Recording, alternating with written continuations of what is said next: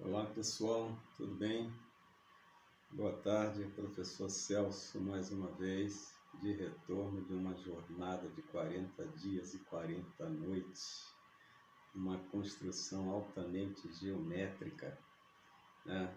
Vou compartilhar com vocês próximos episódios, né, desta fala aí, mas hoje o que me traz aqui para inaugurar o ano, iniciar, né, minhas atividades, depois dessa jornada de 40 dias e 40 noites, né, de muito trabalho, muito aprendizado, muita resistência. Como a gente sabe, né, que está começando as aulas, e quando começam as aulas, aqueles alunos que têm muito interesse em ampliar seu aprendizado, né, mas será que eu falei correto? Será que os alunos têm realmente muito interesse em ampliar seus aprendizados quando vão para a escola? Eu posso garantir a vocês que a maioria não tem esse interesse. A maioria vai à escola, como muitos já me disseram, porque é obrigado, para rever os amigos e qualquer coisa outra boa, né, que a escola possa lhes trazer de retorno prazeroso. Pois é, pessoal, isso é o que ocorre nas nossas escolas. E nas famílias, como é que anda? Não está muito longe disso, porque as famílias acreditam que mandando a criança para a escola, além da escola cuidar desta criança, enquanto o pai e a mãe trabalham, exercem outras atividades, logicamente, grande parte dos pais já diz que está tudo bem. A escola é boa. A escola é boa porque o meu filho vai todos os dias para a escola. A prefeitura, então, é excelente. Tem ônibus gratuito que leva meu filho para a escola, traz meu filho para casa. Que maravilha, mar de rosa. Mas aí tem um problema. A função da escola não é cuidar. Não é cuidar. Não é tomar conta da criança para que o pai possa exercer suas atividades. Não é essa a função da escola. A função da escola é uma função muito especial. É uma função diretamente ligada à evolução da raça humana. Olha que maravilha! Ou seja, a gente conseguir produzir gerações novas com potencial maior do que as anteriores, esse é o trabalho da escola. Então, se a escola falha, as próximas gerações, ao invés de ascender, elas vão decair. É essa a verdade. Então, é muito interessante que a gente compreenda esse contexto, para depois a gente poder dizer assim, pô, faz sentido isso aí. Só que do jeito que está, não dá para continuar. Porque nós estamos prejudicando nossos alunos, nossos filhos, até a humanidade. Estamos prejudicando. Então, é hora da gente despertar.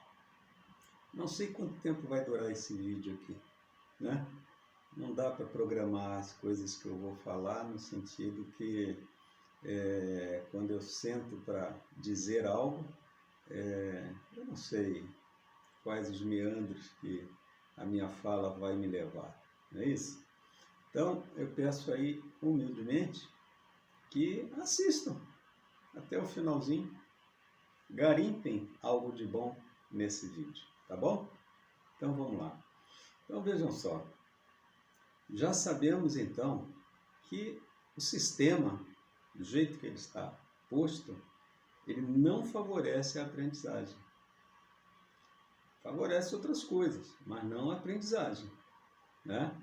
Então, essa questão da aprendizagem acaba realmente precisando contar com a resistência, que são os conselhos escolares, os pais, professores e até os alunos. Os alunos. Os alunos são parte integrante desse sistema e eles têm já um certo grau de consciência. E é com esse grau de consciência que eles podem contar para evoluírem, para crescerem. E cabe a nós, né, gestantes de gerações, nós escolas, gestantes de gerações, fazer com que essa gestação seja a melhor possível. Ok? Então vamos lá. Primeira coisa, o pai, para a mãe e para o aluno que quer realmente que aconteça o aprendizado, primeira coisa que precisa saber, né? O aluno tem responsabilidade, sim? Tem uma parcela de responsabilidade? Tem. Ele exerce? De um modo geral, não. Por quê? Por falta de conhecimento. E isso se estende aos pais também. Não exerce por falta de conhecimento. Então eu vou trazer agora aqui uma coisa básica, simples, e que eu acredito que vai turbinar os corações e as mentes dessas pessoas que hoje ocupam papéis, né, importantes como pai, mãe, professor, aluno, para que ocorra então essa consciência do que é realmente gerar aprendizado. Então vamos lá. Não vou botar nenhum desenho aqui, mas vou apelar para a capacidade de abstração e imaginação de vocês, tá? Imaginem como se fosse um ovo. Esse ovo seria um cérebro, tá? Como se o ovo fosse o cérebro. Aí a casca do ovo é o nosso crânio, é o nosso osso. Tem a clara, né? E tem lá dentro a gema, lá no meiozinho lá. Agora imagina um ovo com uma gema, com a clara, só que vamos diminuir o tamanho da gema, fazer ela um pouquinho menor. E vamos dar um formato para ela. O formato é de um cavalo marinho. Cavalo marinho. Parece um pouquinho com um cavalo marinho. Imagina um ovo com uma espécie de um cavalo marinho lá no centro. Olha que interessante. Então, esse cavalo marinho que está lá no centro é de uma importância fundamental para o aprendizado. Por quê? É por lá que tudo que chega a nós pelos sentidos passa primeiro. Nós chamamos esse lugar, como era de se esperar, hipocampo. Lembra de hipódromo? Tem a ver com cavalo, né? Olha que é o mesmo prefixo, né? O hipocampo é uma parte do cérebro aonde está a nossa memória de curto prazo. Como se fosse aquela sala de recepção de um enorme edifício. E tudo que entra naquele edifício passa por essa sala e é filtrado, não é? É filtrado. E a lei é simples, né? Quando eu falo a lei, eu estou me referindo à forma como deve operar, né? Como que deve operar no cérebro para que tudo que chegue e fique nessa sala de espera possa adentrar outros andares, possa ir onde tem que ir. Então, veja bem, pessoal. Coisa mais fácil do mundo de compreender.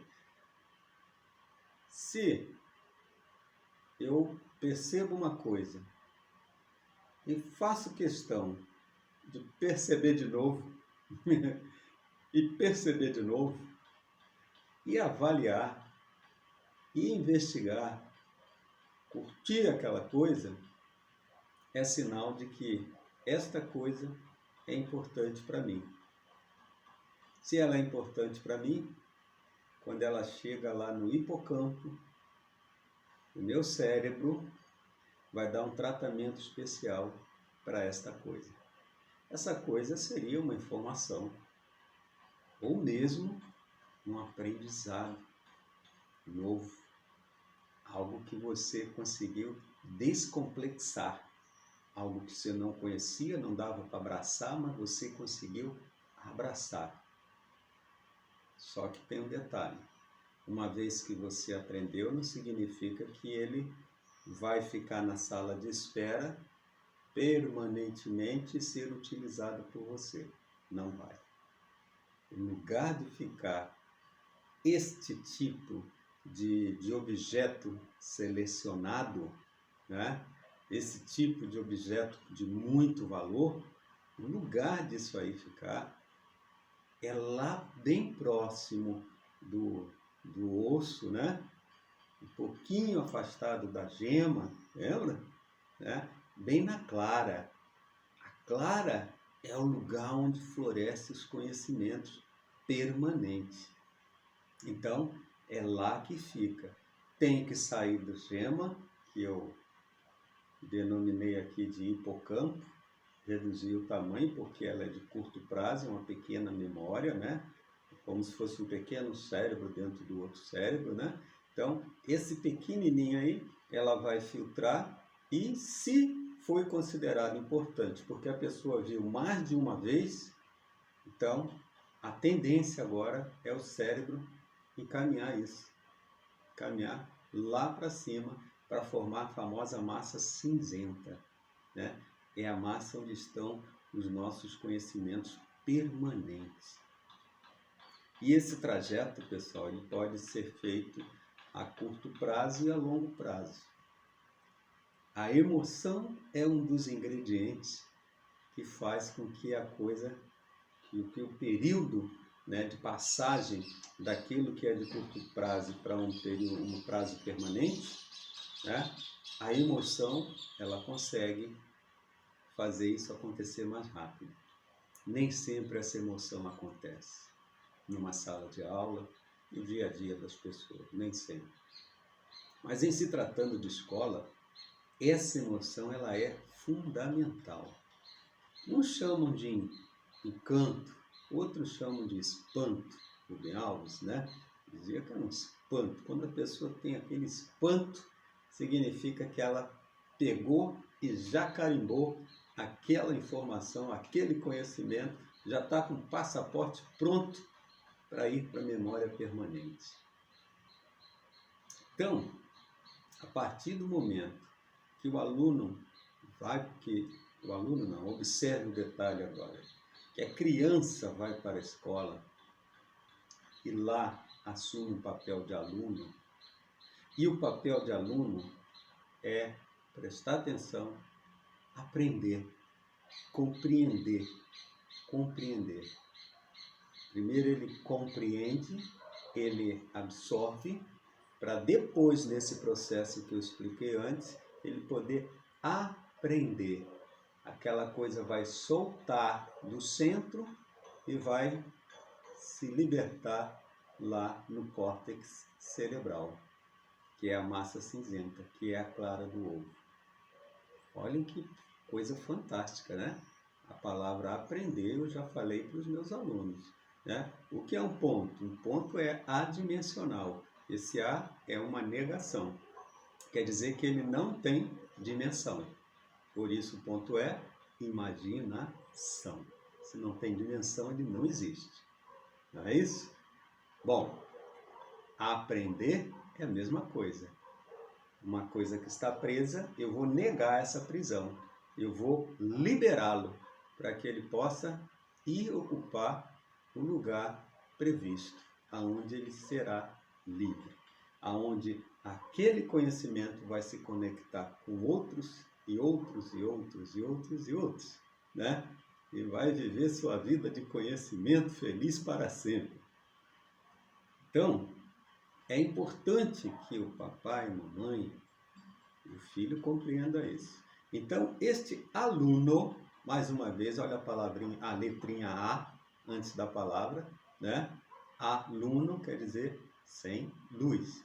Se ele é sem luz e ele está na condição de aluno, ele está procurando adquirir luz, ok? Adquirir luz significa produzir aprendizado. Então, a partir do momento que esse aluno está presente na sala de aula, a postura dele deve ser aquela postura de ouvir, sentir, perceber, tentar compreender. Claro, conforme os limites da sua dopamina, porque é quase humanamente impossível um aluno com dopamina baixa conseguir se concentrar e prestar atenção naquilo que o professor está falando, e não é à toa que as aulas jamais deveriam passar de 40 minutos, como absurdamente acontece nas escolas. Infelizmente, não todas. As grandes escolas respeitam a ciência e conseguem fazer um bom resultado, mas tem umas que não respeitam a ciência. Põe aí 56 minutos. Aí tem uma tal de hora faixa, hora faixa, dobra os 56, vai para quase 2 horas. O sistema está preocupado com a aprendizagem? Me parece que não. Mas, considerando que tudo isso já está presente, então nós temos que salvar tudo, orientando nossos pais, nossos alunos e nós professores. Então, a partir do momento que este aluno conseguiu cumprir seu papel de prestar atenção, de ser arguido também em sala de aula, que o professor tem que fazer a avaliação formativa, e a avaliação formativa ela é feita no ato, não no ato, logo em seguida, né? Eu explico, 2 mais 2 são 4, por causa disso, disso, né? Ou então falo, o ponto é a imaginação. Aí um aluninho lá falou assim, professor, eu diria que o ponto é um pensamento. Parabéns, é um pensamento. O ponto é um pensamento. E se ele é um pensamento, aí sim, ele não precisa realmente ter dimensão. Nem largura, nem altura, nem profundidade. Porque ele não existe na materialidade. Mas nós temos uma chave que se chama representação. Aquilo que tira algo daqui e materializa no exterior.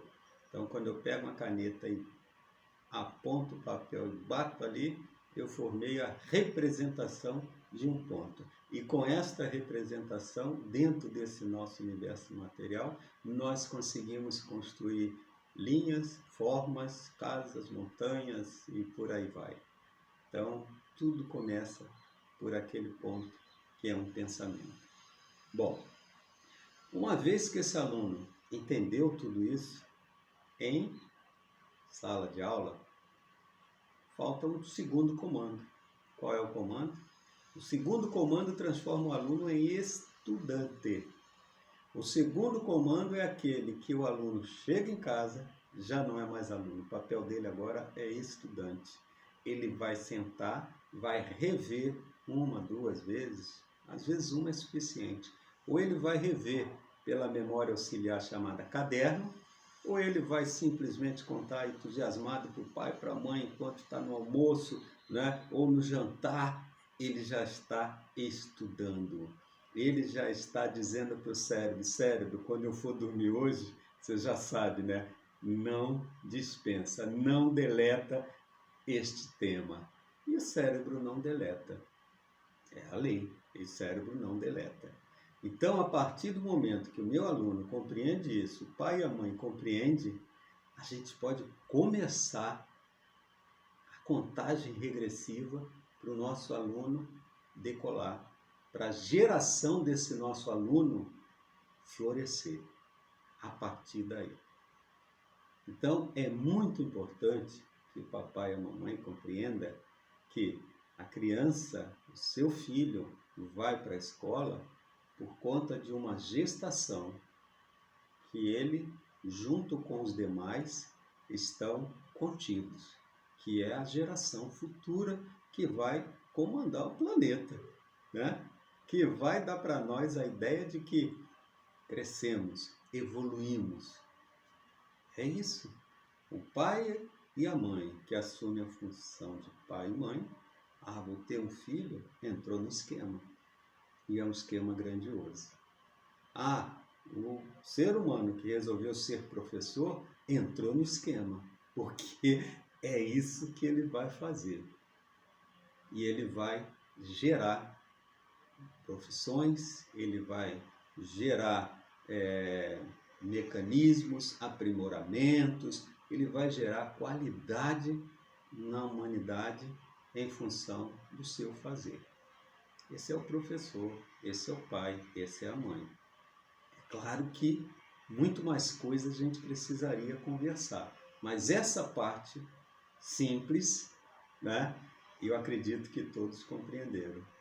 Então, se todo pai, toda mãe, a partir de hoje, ano letivo começando, compreender a importância de orientar o seu filho quanto a isto que eu estou falando, claro que eu estou falando para quem não está na minha sala de aula, porque quem está na sala de aula já ouviu, já sabe disso, já comunicou para os pais, já falou sobre isso com os pais, né? Então, é preciso que isso cresça como uma onda de conscientização pedagógica, para que a gente possa realmente não depender tanto do sistema, que infelizmente ouve pouco quem tem algo a dizer, e os seus interesses são muitas das vezes diferentes do interesse da família e dos professores, né? É legal providenciar um computador para a escola, botar um parquinho, fazer isso, fazer aquilo, sem nem sequer questionar quando é que isso daqui vai realmente favorecer o aprendizado, né? Se tem outras maneiras de se favorecer o aprendizado e, portanto, gastar o dinheiro de uma maneira mais adequada, né? Cabe aqui uma denúncia, né? Nós temos pelo Brasil afora milhões ou bilhões de dinheiro jogado fora em forma de livros didáticos. Os livros didáticos estão abarrotando as ditas bibliotecas das escolas. Diretores de escola não sabem mais o que fazer com tanto livro, que todo ano chega livro novo, livro novo, livro novo. Daqui a pouco nós vamos olhar uma escola e não vamos enxergar a escola. Nós vamos enxergar um depósito de livro. Isso é uma denúncia. Eu espero que o Ministério Público, se alguém tiver acesso a algum promotor, né, pede para ele ouvir esse vídeo, seleciona a parte. Tem que se observar o que está acontecendo com os livros didáticos nas escolas.